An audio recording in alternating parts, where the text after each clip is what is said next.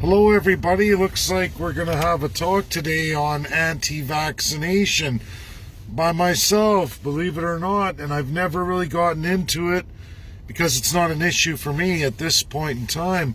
However, now we have case in point, AstraZeneca, and we have a clear codified problem of our very limited Canadian Constitution.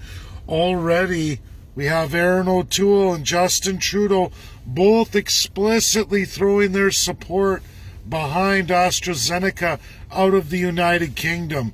And Canadians, you need to understand this because I can't get into too many details, but I know somebody currently right now in the industry I'm about to go into where they're going to be issued a shot, and it may be AstraZeneca. They don't get to choose which shot they get. It's random. Can you imagine as a Canadian going, we have our health system in Canada. It's approved a vaccination that the USA has not approved yet. I published for all of you from Harvard, a Harvard publication on the clinical trials of one AstraZeneca, where yes, 40,000 participants partook in the trials. However, only 200 came down with COVID-19, half of which got a vaccination, half of which didn't. That's your clinical trial. See, in the USA, they say, wait a minute, we have a problem with your data and how you obtain the data. It even goes further into that with some smudging of the numbers. Now, in the USA, everybody, codified in their constitution and law, there is liability on vaccine harm, if there is harm. And I'm not going to sit here today and give credence to what all's out there on vaccine harm. All I know is what I know in absolute court and absolute documentation.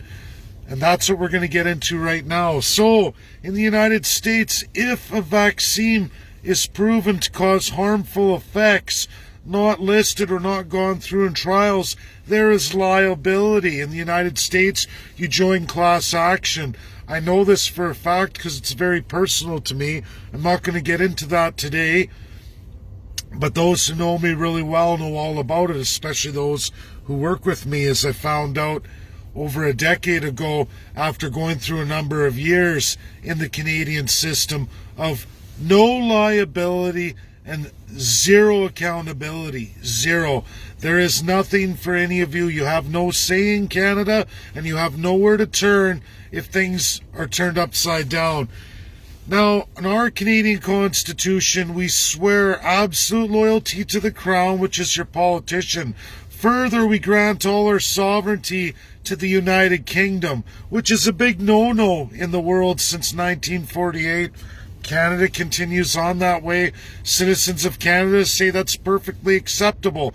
Let other nations rule on what you should partake in and what you shouldn't, because who cares what the actual results of testing might be?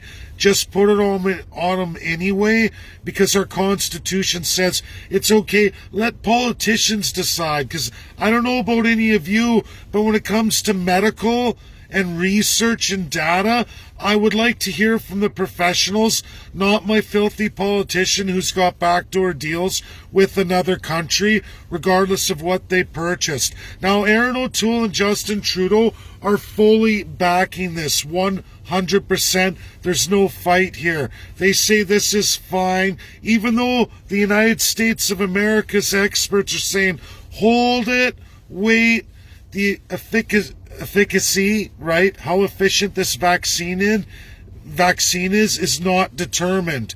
Why inject somebody or a population with something you can't determine for sure if it has the efficiency of suppressing COVID-19 infection? If it doesn't boost your immune system, is it a good idea to take it when it could damage your system in other ways?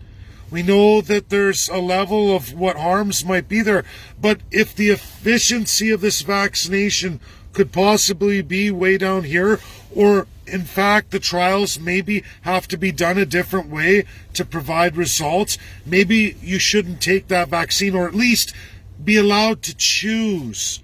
Don't you think every Canadian should be allowed to choose? If you're in an industry where they say, oh, you have to take this vaccine or you can't work in this industry, or if they say, oh, in this industry, if you need to travel, you won't be allowed to work in this industry because it relates to travel, shouldn't you be allowed to say, well, then I want to see the list of vaccines, their trials, their efficiency, the efficacy. How efficient is this vaccine? Guaranteed. What's the liability if it doesn't work out that way? What if there's damage to me, myself, or my future children? Is that a possibility? Were these trials and tests done? There's a big question mark on AstraZeneca. Regardless of what your government says, but our Constitution says, never mind that. Official opposition leader Aaron O'Toole and Prime Minister Justin Trudeau get to hopscotch that and go with what UK says, and they can line their back pockets, and their chances of getting the crown power improve. So of course they go for it. It's kind of interesting NDP doesn't say anything on the issue. But Aaron O'Toole and Justin Trudeau, oh no, it's all good, it's all good. All our buddies in the United Kingdom, our support behind the United Kingdom, whatever they say goes. We don't care about the damage or liability to our Canadian citizens. We follow that crown power because we want that crown on our head. We want that power over all the third-class peasants. Regardless, you don't get a say. The politicians have decided, through both power, Justin Trudeau ultimately, but official opposition leader Aaron O'Toole, oh no, it's okay. You can trust it. Five Eyes, where I'm going with all my backdoor deals, filling up my back pocket and all of my special interests. They say it's okay. You do it. You do it, Canadians. Our party needs this funding. Justin Trudeau's foundation needs funding. You guys shut up. You will take the shot. Whether it fits in with the other shots or not, you'll take it because we say you take it. That's Canada. This is where I support anti-vaxxers right here at this point on this key issue right now today. People should have a say and a no. And we should have it in our constitutions. There should be a risk versus liability, meaning, sure, okay, company, you said it's good. If at a later date these issues are determined, the public taxpayer does not pay for the damage incurred from your product. In fact, you'll pay for that, and we will sue your ass.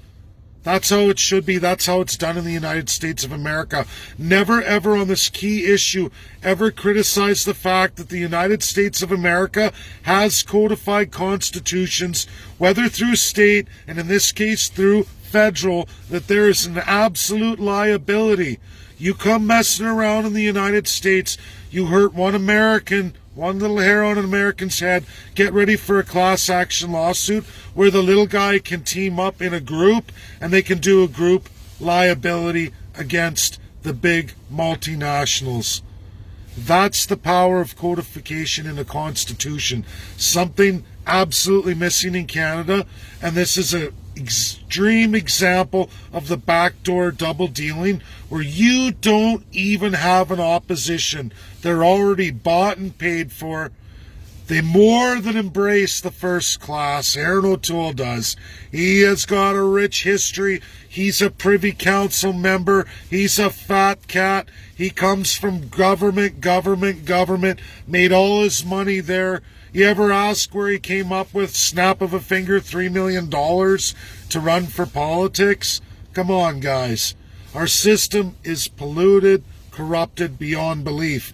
USA has it, sure they have it too. They have the big mouth politicians. They come out on grand stages, big money, but at the end of the day, they run into the brick wall called the codification of a constitution. And the courts are not subject to the politicians. They're subject to the people. Great protections there. No juristocracy. They hold strong. Whether public understands that or not, whether it goes in the favor of the time, it's there to absolutely protect the people, even from themselves, especially when you get into wealthy, well-spoken politicians based in corruption who would usurp your power from you. That's the strength of America. There's other countries with this tremendous strength too, but it's something Canada could have. It takes a vehicle, it takes the people's desire, and it takes experts. Two of which I have. It's the people now. That's where we're going. We need the people. This is just another thing highlighting today just how corrupt of a system we're really in. And think of all those poor frontline workers now who have to take the AstraZeneca, possibly amongst the others. But really, it should be screened right now. It should be in a process of verification and measured. But because it's from the UK, because of the crown power of our system, it will be pushed through regardless of whether it really passes the tests or not. Shame. And regardless of all vaccines, there is zero liability in Canada. Zero. Any damages you get, that's your problem. Welcome to uncodified small c constitutionalism. Very limited to absolutely no rules at all for your first class politician. Were you the third class, which is almost all of you, very little second class. Some of them can buy their way into first class. But for the large majority of second and third class, you will do as the Crown says. You will fill all their rules, but they have no rules themselves. That's reality. Bye now. Have a great day. Get it out, share. It's very important.